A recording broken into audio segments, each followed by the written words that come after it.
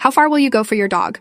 I was throwing tennis balls for Luna, my 2-year-old husky, at Riverside Park when she suddenly collapsed. One second she was running full speed, the next she was convulsing on the ground with foam coming out of her mouth. I screamed for help while people just stood there staring. My hands were shaking so badly I could barely dial 911 as Luna's eyes rolled back in her head.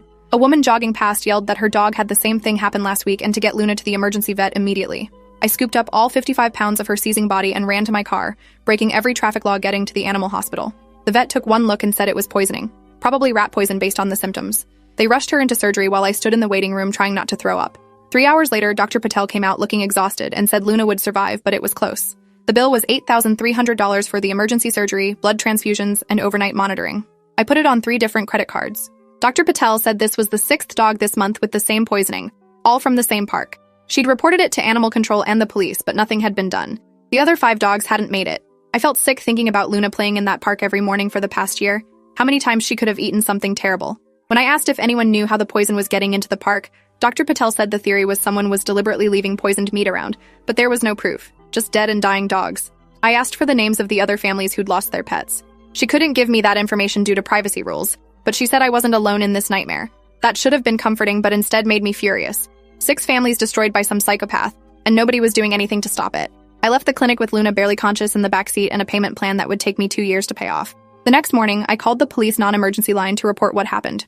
The officer who answered sounded bored and said they were aware of the situation but couldn't investigate without evidence of criminal activity.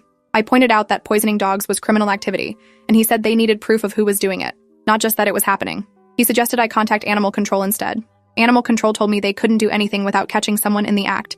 They'd increased patrols in the park but hadn't seen anything suspicious. The woman I spoke with, Diane, sounded genuinely sympathetic, but explained their department was understaffed and underfunded. She couldn't station someone at the park 24/7 waiting for a poisoner to show up. I asked about security cameras and she said the park didn't have any. Budget cuts had eliminated most public safety measures over the past few years. I hung up feeling completely helpless and furious that Luna had almost died and nobody seemed to care enough to actually do something. I spent that afternoon on social media looking for other victims. I found a Facebook group called Riverside Park Dog Owners, with over 300 members. I posted about Luna and within an hour had responses from 4 families whose dogs had died from poisoning in the past 6 weeks. Their stories were identical to mine. Dogs suddenly collapsing during normal walks, emergency vet visits, massive bills, and deaths. One woman named Clarissa had lost her golden retriever Bailey just 3 days ago. She'd spent $12,000 trying to save him, but he'd died anyway. Her post included photos of Bailey as a puppy and the heartbroken face of her 6-year-old daughter at his grave. Another man, Dennis, had lost 2 dogs in the same incident when both ate poisoned meat during an evening walk. He'd filed police reports, contacted the mayor's office, and even hired a lawyer, but nothing had come of it. The legal system treated pet deaths as property damage, he explained, with maximum damages capped at the dog's